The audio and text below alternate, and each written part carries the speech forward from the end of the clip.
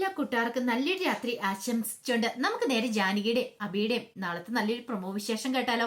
ആദ്യമായി കാണുന്നവരാണെങ്കിൽ ചാനൽ ഇഷ്ടപ്പെട്ട ഒന്ന് സബ്സ്ക്രൈബ് ചെയ്യാൻ മറക്കരുത്. അതോടൊപ്പം തന്നെ വീഡിയോ ഇഷ്ടപ്പെടുവാണ് ലൈക്ക് ചെയ്യാനും മറക്കരുത് കേട്ടോ. നമ്മുടെ മുന്നോട്ടുള്ള യാത്രയിൽ നിങ്ങളുടെ സപ്പോർട്ട് ലൈക്കുമാണ് നമുക്ക് ഏറ്റവും കൂടുതൽ പ്രചോദനമായി മാറിക്കൊണ്ടിരിക്കണേ. അപ്പൊ നമുക്ക് നേരെ നമ്മുടെ വിശേഷത്തിലേക്ക് അങ്ങോട്ട് പോയാലോ. അങ്ങനെ നാളത്തെ വിശേഷം നമ്മൾ കാണാൻ പോകുന്ന ലച്ചു ആകെപ്പാടെ വിഷമിച്ചിരിക്കുകയാണ്. ലച്ചുവിന്റെ മനസ്സിലേക്ക് അപർണ പറഞ്ഞ കാര്യങ്ങളൊക്കെയാണ് വന്നുകൊണ്ടിരിക്കുന്നത്. തന്നെ അമലേട്ടനെയും വെച്ചിട്ട് അപർണ ആ കാര്യങ്ങളൊക്കെ പറഞ്ഞപ്പോൾ ലച്ചുവിന് സഹിക്കാൻ പറ്റില്ല. എന്തുകൊണ്ട് അവരങ്ങനെയൊക്കെ പറഞ്ഞത് പോലും ഒരു നിമിഷം ലച്ചു ചിന്തിച്ചു പോവാ. താൻ ഒരിക്കലും അമലേട്ടനെ ആ ഒരു രീതി കണ്ടിട്ട് പോലുമില്ല. പക്ഷേങ്കിൽ തന്നെ വളരെയധികം കുറ്റപ്പെടുത്തി സംസാരിച്ച് താനിവിടെ നിന്നിട്ടുണ്ടെങ്കിൽ ഒരു പക്ഷേ ജാനിയടത്തേക്കും അഭിയേട്ടനും ഒത്തിരി വിഷമവും ഉണ്ടാകും. ഒരു കാരണവശാലും ഇങ്ങോട്ട് വരാൻ പാടില്ലായിരുന്നു. താൻ കാരണം ജാനിയടത്തേക്കിന് ഒരു വിഷമം ഉണ്ടാകാൻ പാടില്ല. അങ്ങനെയൊക്കെ ചിന്തിച്ചോണ്ട് ലച്ചു ഇരിക്കുകയാണ്. ആ സമയത്താണ് അങ്ങോട്ടേക്ക് നളിനി വരുന്നത്. നളിനി വന്നിട്ട് ആഹാ നീ ഇവിടെ ഇരിക്കുവാണോ എന്ന് ചോദിക്കാൻ. അല്ല നിന്നോട് എന്താ അപർണ വന്ന് പറഞ്ഞിട്ട് പോയെന്ന് ചോദിക്കാം. അതൊന്നും ഇല്ലാന്ന് പറയണം. കുറച്ചൊക്കെ കാര്യങ്ങളൊക്കെ ഞാൻ കേട്ടു. അതെ ഇപ്പോഴും നിനക്ക് കാര്യങ്ങളൊന്നും മനസ്സിലായിട്ടില്ല ജാനകിയുടെ സ്വഭാവം. ജാനകി നിന്നെ അനിയത്തിയായിട്ട് ഇങ്ങോട്ട് കൂട്ടിക്കൊണ്ടു വന്ന് നീ പറയണോ. പക്ഷേങ്കില് ജാനകിനെ നിനക്ക് അറിയത്തില്ലാത്തോണ്ടാ. ജാനകി നിന്നെ സ്വന്തം അനിയത്തിയായിട്ട് ഒരു കണക്കൂട്ടം നിനക്ക് തോന്നുന്നുണ്ടോ? ഒരു കാരണവശാലും ഇല്ല. ഇപ്പൊ തന്നെ ഈ വീട്ടിൽ എന്തൊക്കെയാ നടക്കുന്നതെന്ന് നിനക്ക് നന്നായിട്ട് അറിയുന്ന കാര്യമല്ലേ. സുമംഗലാമ്മയുടെ റിലേറ്റീവാ നീ. എന്നിട്ട് പോലും സുമംഗലാമ്മ നിന്നെ അംഗീകരിച്ചിട്ടില്ല. അതെങ്ങനെയാ? സ്വന്തം മോന് ഒരു സ്ത്രീയിലുണ്ടായിരുന്ന കുഞ്ഞിനെ പോലും അംഗീകരിക്കാനായിട്ട് കൊച്ചുമോനായിട്ട് അംഗീകരിക്കാൻ കൂട്ടാക്കാത്ത സുമംഗല. അങ്ങനെയുള്ള ഒരുത്തിയുടെ കൊച്ചുമോളല്ലേ നീയും. അപ്പൊ പിന്നെ നിനക്ക് എന്താണല്ലോ ഇവിടെ ഒരു ഇത് കിട്ടുമെന്ന് എനിക്ക് തോന്നുന്നില്ല. ജാനകി നിന്നെ അംഗീകരിക്കും നിനക്ക് തോന്നുന്നുണ്ടോ? ഈ പറച്ചില് മാത്രമേ ഉള്ളൂ. അതുകൊണ്ട് നീ ഒരു കാര്യം ചെയ്യ. നിന്റെ അച്ഛനുണ്ടെന്നല്ലേ പറഞ്ഞ അങ്ങോട്ടേക്ക് തന്നെ തിരിച്ചു പോകാൻ നോക്കാൻ പറയണം. ഇത് കേട്ടതും ലച്ചു പറഞ്ഞില്ല. ജാനിയടുത്ത് എന്നെ സ്വന്തം അനിയത്തിയെ പോലെ സ്നേഹിക്കുന്നു. അത്ര സ്നേഹിക്കുന്ന ഒരു ജാനിയടുത്ത് ഇട്ടിട്ട് എനിക്ക് പോകാൻ പറ്റില്ലെന്ന് പറയാം. എന്നും പറഞ്ഞോണ്ട് നീ ഇവിടെ ഇരുന്നോ. നിനക്കൊരു നല്ല ജീവിതം ഒന്നും കിട്ടുമെന്ന് പ്രതീക്ഷിച്ച് നീ ഇവിടെ ഇരുന്നിട്ടുണ്ടെങ്കിൽ നീ മിക്കവാറും ഇവിടുത്തെ അടുക്കളക്കാരിയായി പോകുന്നുള്ളത് എനിക്ക് തോന്നുന്നത്. ഇപ്പൊ ഈ കാണിക്കുന്ന സ്നേഹങ്ങളും കാര്യങ്ങളൊന്നും പിന്നീട് ഒരു പക്ഷെ ജാനകിക്ക് ഉണ്ടാകത്തില്ല. എന്തിനേറെ പറയുന്നു. ഇപ്പൊ അഭി തന്നെ സ്വന്തം മോനല്ല, അല്ലെങ്കിൽ ഒരു വയറ്റിന്ന് ഉണ്ടായതല്ലെന്ന് അറിഞ്ഞു കഴിഞ്ഞപ്പോ തന്നെ ഇപ്പൊ അമൃതയാണെങ്കിൽ അജയൊക്കെ കാണിച്ചുവിട്ട് നീയൊക്കെ കാണുന്നല്ലേന്ന് ചോദിക്കണം. എന്നിട്ടാണോ നീ ഇവിടെ എന്ത് ധൈര്യത്തിലാണ് നിക്കണേന്ന് ചോദിക്കുക. അല്ല അത് പിന്നെ നല്ലേച്ചി ഞാൻ കൂടുതലൊന്നും പറയണ്ട. ഒരു മോളോടുള്ള സ്നേഹം, എനിക്ക് ഈ പ്രായത്തിലൊരു മോളുണ്ട്, അതേ സ്നേഹം വെച്ച് തന്നെ നിന്നോട് ഞാൻ പറയണേ. നീ ഇതിൽ നിന്ന് കണ്ട് മയങ്ങണ്ട. ജാനിയെ അഭിയൊന്നും പറയുന്ന കണ്ട് മയങ്ങണ്ടെന്നൊക്കെ പറയണം എന്നും പറഞ്ഞിട്ട് നളിനി അങ്ങോട്ടേക്ക് പോവാണ്. ലച്ചുവിന് ആകെപ്പാടെ കൺഫ്യൂഷനായി. എന്ത് ചെയ്യണമെന്ന് അറിയത്തില്ല. ജാനിയടുത്ത് അങ്ങനെ ചെയ്യുമോ? കണ്ടെടുത്തെങ്കിൽ വെച്ച് അങ്ങനെ ചെയ്യത്തില്ല. പക്ഷെ എല്ലാവരും ജാനിയടുത്തെ കുറ്റപ്പെടുത്തിയാ സംസാരിക്കുന്നത്. ഒരു പക്ഷെ താനും കൂടെ ഇങ്ങോട്ട് വന്നതിന് ശേഷം ജാനിയടുത്തേക്ക് ഒരു സ്വസ്ഥത സമാധാനം ഒന്നും ഉണ്ടെന്ന് തോന്നില്ല. അങ്ങനെ ലച്ചു ആകെപ്പാടെ സങ്കടത്തിലായി. ആ സമയം അജയ് നേരെ വക്കീൽ ഓഫീസിലേക്ക് പോവാണ്. അവിടെ ചെന്ന് ഇപ്പൊ ഉണ്ണിത്താൻ വക്കീലുണ്ട്. അജയനെ കണ്ടതും ഉണ്ണിത്താൻ അങ്ങോട്ട് വന്നു. എന്തൊക്കെയാ അജയ് കേൾക്കണേ? ഇത്ര നാളും ഇതുപോലെ കാര്യങ്ങളൊന്നും കേട്ടില്ല. എന്റെ മോൾക്ക് ഒരു കാരണവശാലും ഒരു പ്രശ്നവും ഉണ്ടാവില്ല, അറിയാലോ.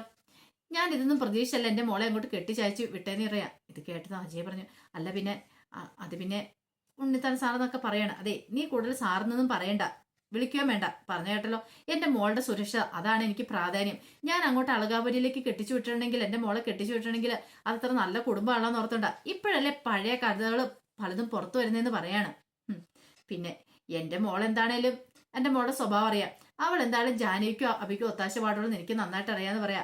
ഇത് കേട്ടതും അജയ് പറഞ്ഞു, അതെ അഭിയേട്ടന് ഒരിക്കലും സ്വന്തം വേണ്ടാന്ന് സങ്കല്പിക്കാൻ എനിക്കിത് കഴിയില്ല എന്ന് പറയാണ്. ഇനിയിപ്പൊ ആരൊക്കെ എന്തൊക്കെ പറഞ്ഞു പറഞ്ഞാലും അങ്ങനെ ഞാൻ സ്വന്തം വേണ്ടാണ് എന്നെ സ്വന്തം വേട്ടനായിട്ട് ഞാൻ അംഗീകരിക്കില്ലെന്ന് പറയാം. ഉണ്ണിത്താമ്പക്കല് പറഞ്ഞു, നിനക്ക് മിടുക്കില്ലാത്തോണ്ട് അജയ്. അല്ലെങ്കിൽ അയാള് നിന്റെ അച്ഛനാ സൂര്യനാരായണൻ അബിയുടെ പേർക്ക് ഇത്രയും വലിയ വെല്ലുവിളിപ്പുള്ള റിസോർട്ട് എഴുതി കൊടുക്കുമായിരുന്നോ? ആ റിസോർട്ട് എഴുതി കൊടുത്തെങ്കിൽ പോലും അത് നേരെ തിരിച്ചെഴുതി വാങ്ങിക്കണ്ടായിരുന്നോ? റദ്ദി ചെയ്യിക്കേണ്ട കാര്യമല്ലേ ഉള്ളൂ. അത് നിങ്ങൾ മക്കൾ തന്നെ പറഞ്ഞ് ചെയ്യിക്കേണ്ട കാര്യമായിരുന്നു. പിന്നെ ഇപ്പൊ ഈ സൂര്യനാരായണൻ പറയുന്നുണ്ടല്ലോ അവർക്കൊരു ആദ്യ ഭാര്യയിലുണ്ടായ കുട്ടിയെ അഭിയുന്ന. അതിനെന്താ ഉറപ്പിരിക്കുന്നത്? അല്ല ഈ പറയുന്ന ആദ്യ ഭാര്യ നിങ്ങളായിരുന്നു കണ്ടിട്ടുണ്ടോന്ന് ചോദിക്കുക. ഇത് കേട്ട് കഴിഞ്ഞപ്പം അച്ഛൻ ഇല്ല, ഞങ്ങളൊക്കെ ജനിക്കുന്നതിന് മുമ്പ് തന്നെ മരിച്ചു പോയതാണല്ലോ. അത് സൂര്യനാരായണൻ പറയുന്നതല്ലേ, അതിനേക്കാൾ ഉപരി അറിയത്തില്ല. ഈ പറയുന്ന നിങ്ങളുടെ മുത്തശ്ശിക്ക് പോലും അതിനെക്കുറിച്ച് കൂടുതലൊന്നും അറിയത്തില്ലോ എന്ന് പറയാണ്. ഒരു മോളുണ്ടെന്ന് മാത്രം അല്ലെ, ഒരു മോനുണ്ടെന്ന് മാത്രമല്ല അറിയത്തുള്ളൂ. ആരെല്ലാം ഉണ്ടായതാ എങ്ങനെയാ എന്തോന്നും അറിയത്തില്ല. ഇനിയിപ്പൊ പഠിച്ചു പറ്റിയ സന്തതിയാണെന്നും പറയാൻ പറ്റില്ല.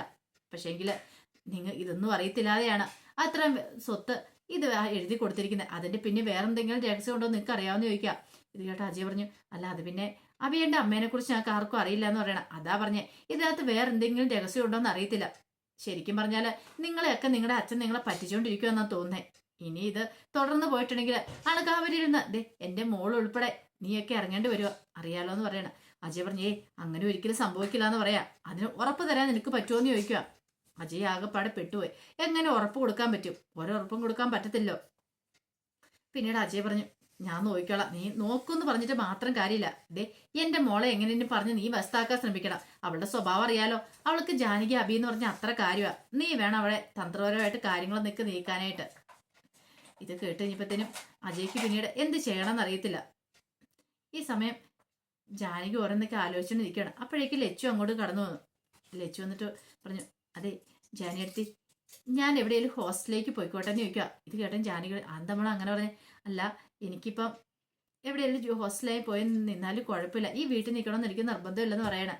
എന്തെങ്കിലും ബുദ്ധിമുട്ടുണ്ടായോ? ഇനിയിപ്പം മുത്തശ്ശി ആരെങ്കിലും എന്തെങ്കിലും പറഞ്ഞു നിൽക്കേ? അങ്ങനെ ആരും പറഞ്ഞില്ല. എന്നോട് കള്ളത്തരം പറയണ്ട. ആരോ നിന്നോട് എന്തോ പറഞ്ഞിട്ടുണ്ട്. ഇനിയിപ്പം ആ പറഞ്ഞ എന്തേലും പറഞ്ഞോന്ന് ചോദിക്കാം. ആ പറഞ്ഞേച്ചി ഒന്നും പറഞ്ഞില്ല എന്ന് പറയാം. വെറുതെ എന്തിനാ ലച്ചുവിനോട് കള്ളത്തരം പറയണേന്ന് ചോദിക്കുകയാണ്. ലച്ചുവിന് സങ്കടം വന്നു. ലച്ചു പറഞ്ഞു, ഞാൻ കാരണം ജാനിയടുത്തി അഭിയേട്ടന് ഒത്തിരി ബുദ്ധിമുട്ടുണ്ടെന്ന് അറിയാം. അതുകൊണ്ടാണ് ഞാൻ പറഞ്ഞേ, ഞാൻ ഇവിടെ നിന്നിട്ടുണ്ടെങ്കിൽ നീക്കൊരിക്കലും ഒരു ഉണ്ടാകത്തില്ല. ഞാൻ കാരണം നിങ്ങളെല്ലാവരും കുറ്റപ്പെടുത്തിക്കൊണ്ടിരിക്കും. എന്തിനാണ് പറഞ്ഞത്? ഇവിടുത്തെ മുത്തശ്ശിക്ക് പോലും എന്നെ കണ്ണെടുത്ത കാണത്തില്ലോ. പിന്നെ എന്തിനാ ജാനിയടുത്തി എനിക്ക് വേണ്ടിയിട്ട് ഇങ്ങനെ? അതോ? അതെ, എനിക്കറിയാം, ഞാനും ആരും ഇല്ലാത്തവളാ. ആ ഒരു രീതിയിൽ ഒരിക്കലും നിന്നെ കൊണ്ടെത്തിക്കാൻ ഞാൻ ആഗ്രഹിക്കുന്നില്ല. നിന്റെ വിഷമങ്ങളും വേദനകളൊക്കെ എനിക്ക് മനസ്സിലാവും. അതുകൊണ്ട് നീ ആ കാര്യത്തിൽ പേടിക്കണ്ട. അഭിയേട്ടൻ അധികം വൈകാതെ തന്നെ നിനക്ക് എൻട്രൻസ് കോച്ചിങ്ങിനുള്ള അഡ്മിഷനൊക്കെ ശരിയാക്കി തരും. അതുകൊണ്ട് തൽക്കാലത്തേക്ക് നീ അതിനെക്കുറിച്ച് മാത്രം ചിന്തിച്ചാൽ മതി. ഇവിടുന്ന് പോകുന്നതിനെ കുറിച്ച് ചിന്തിക്കുകയോ വേണ്ടെന്ന് പറയണം. ഇത് കേട്ട് കഴിഞ്ഞപ്പോഴത്തേനും ലച്ചു പറഞ്ഞു, അത് പിന്നെ ജാനിയടുത്ത് ഞാൻ കൂടുതലൊന്നും പറയണ്ട ലച്ചു, ഞാനും അഭിയേട്ടനുമായിട്ട് എടുത്ത തീരുമാനമല്ലേ, അതുകൊണ്ട് നീ ഇതിനകത്ത് ഇനി ഇടപെടേണ്ടെന്ന് പറയണം. അങ്ങനെ ലച്ചു അങ്ങോട്ട് പോയി കഴിഞ്ഞപ്പോൾ ജാനിക്ക് ഒരു കാര്യം മനസ്സിലായി. ലച്ചുവായിട്ട് ഇവിടെ നിന്നിട്ടുണ്ടെങ്കിൽ അത്ര സേഫാന്ന് തോന്നില്ല. കാരണം ഓരോന്ന് പറഞ്ഞ് അവളെ കുത്തി പറഞ്ഞുകൊണ്ടിരിക്കും. അവളെ എത്രയും പെട്ടെന്ന് അഡ്മിഷൻ എടുക്കണം, കോച്ചിങ്ങിന് വേണ്ടി അഡ്മിഷൻ എടുക്കണം. അവളുടെ ആഗ്രഹം പോലെ ഇനി ഹോസ്റ്റലിൽ നിന്ന് പഠിക്കാനാണെങ്കിൽ അങ്ങനെ പഠിക്കട്ടെ. ഇവിടെ നിന്നിട്ടുണ്ടെങ്കിൽ അവളുടെ പഠിത്തമൊന്നും നടക്കുമെന്ന് തോന്നുന്നില്ല. അവളെ എങ്ങനെയും ഒന്ന് കരകയറ്റണം. അങ്ങനെ ചില തീരുമാനങ്ങളൊക്കെ എടുക്കുന്നുണ്ട്. ഈ സമയത്ത് ശരണ ആകപ്പാട് ടെൻഷനിലായിരുന്നു. കാരണം നാളെ കോടതി കേസ് വിളിക്കും. കേസ് വിളിച്ച് കഴിയുമ്പോൾ അമൃത വരും. എന്തായിരിക്കും അവളുടെ നിലപാട്? അവള് കോംപ്രമൈസ് പെറ്റീഷൻ കൊടുക്കാനാണ് തീരുമാനിച്ചിരിക്കുന്നത്. അപ്പൊ തനിക്കെതിരാന്ന് പറഞ്ഞാൽ വീണ്ടും വിളിക്കും. അങ്ങനെ വിളിപ്പിച്ചു കഴിഞ്ഞിട്ടുണ്ടെങ്കിൽ ഇതിങ്ങനെ നീണ്ടു പോകത്തുള്ളൂ, എങ്ങും ഒരിടത്തും എത്തുമല്ല. അതിനു മുമ്പ് അവളെ ഒന്ന് കൺവിൻസ് ചെയ്യാനായിട്ട് ശ്രമിക്കണം. എങ്ങനെയെങ്കിലും അവളെ വിളിച്ച് കാര്യങ്ങളൊക്കെ പറഞ്ഞ് ബോധ്യപ്പെടുത്തണം. അങ്ങനെ ശരൺ ചില തീരുമാനങ്ങളൊക്കെ എടുക്കുന്നുണ്ട്. ആ സമയം അജയ് ആകെപ്പാടെ ഭ്രാന്ത് പിടിച്ചൊരു അവസ്ഥയായിപ്പോയി. കാരണം ഇത്രയൊക്കെ താൻ പറഞ്ഞിട്ടും ഇതുവരെയായിട്ട് അച്ഛന് ആ വിലപ്പത്ര റദ്ദാക്കാൻ കൂട്ടാക്കിയില്ല. അങ്ങനെയാണെങ്കിൽ എന്തെങ്കിലും ഉടനെ ചെയ്തേ മതിയാവുള്ളൂ, അല്ലെങ്കിൽ താൻ ഉദ്ദേശിച്ച പോലെ ഒന്നും കാര്യം നടക്കില്ലെന്ന് അജയ്ക്ക് മനസ്സിലായി. ആ സമയത്ത് രഘുവരൻ എന്ത് ചെയ്യുവാണ്? തമ്പിയുടെ നമ്പറിലേക്ക് വിളിക്കുകയാണ്. അപ്പം രഘുവരനല്ല, വിനായകൻ. രഘുവരൻ നമ്പരൊക്കെ കൊടുത്തിട്ടുണ്ടായിരുന്നു. കാരണം തമ്പിയാണ് അവൾ പോകാനായിട്ട് കാരണം, ലച്ചു ആ വീട്ടിൽ നിന്ന് പോകാൻ കാരണമെന്ന് അയാൾ വിനായകൻ അറിഞ്ഞിട്ടുണ്ടായിരുന്നു. അപ്പൊ വിനായകൻ നേരെ തമ്പിയുടെ ഫോണിലേക്ക് വിളിക്കുക. അപ്പൊ തമ്പി ചാര എന്താന്നൊക്കെ ചോദിക്കുകയാണ്. ഞാൻ വിനായകനാന്ന് പറയാണ്. വിനായകൻ? ഏത് വിനായകൻ? മൂന്നാറ് വിനായകനെ അറിയാത്ത ആരും ഇല്ലെന്ന് പറയാം. അല്ല, നിങ്ങൾ എന്തിനാ ഇപ്പൊ വിളിച്ചേന്ന് ചോദിക്കും. അതെ, നിങ്ങൾ കാരണമാണ് എനിക്ക് കൈവന്നൊരു മഹാഭാഗ്യം തട്ടിത്തെറിപ്പിച്ചിരിക്കുന്നത്. അതുകൊണ്ട് എനിക്ക് നിങ്ങളെ ഒന്ന് അത്യാവശ്യമായിട്ട് കാണണമെന്ന് പറയാം. ഇത് കേട്ടപ്പോൾ തമ്പി പറഞ്ഞു, അതെ, എന്നെ കണ്ടവരൊക്കെ എൻ്റെ അടുത്തേക്ക് വരും, അല്ലാതെ ഇനി ഞാൻ അങ്ങോട്ട് പോയി കണ്ട ഇതൊന്നും ഇല്ലെന്ന് പറയണം, ചരിത്രമൊന്നും ഇല്ലെന്ന് പറയാം. അതെ, എന്നെ കാണാൻ മതില്ലെങ്കിൽ ഈ വിനായകൻ ആരാ നിങ്ങൾ ശരിക്കും അറിയിക്കുമെന്ന് പറയാം. തമ്പി പറയും, താൻ ആരാണെങ്കിലും എനിക്കെന്താ, താൻ ധൈര്യം ഉണ്ടെങ്കിൽ നേർക്ക് വരാൻ പറയണം. ഇത് കേട്ട വിനായകൻ പറഞ്ഞു, ശരി ഞാൻ വരാം. അങ്ങനെ വരേണ്ട സ്ഥലവും സമയമൊക്കെ പറഞ്ഞു കൊടുക്കുവാണ്. അങ്ങനെ തമ്പി വിനായകന് വേണ്ടി കാത്തിരിക്കുവാണ്. ഇനിയിപ്പോൾ നമ്മൾ കാണാൻ പോകുന്ന വിനായകനും തമ്പിയും തമ്മിലുള്ള ഒരു ഏറ്റുമുട്ടലാണ്. ഇനിയിപ്പോൾ ഏറ്റുമുട്ടൽ ഒടുവിൽ അവർ കോംപ്രമൈസ് ആവുമെന്ന് അറിയാൻ പറ്റില്ല.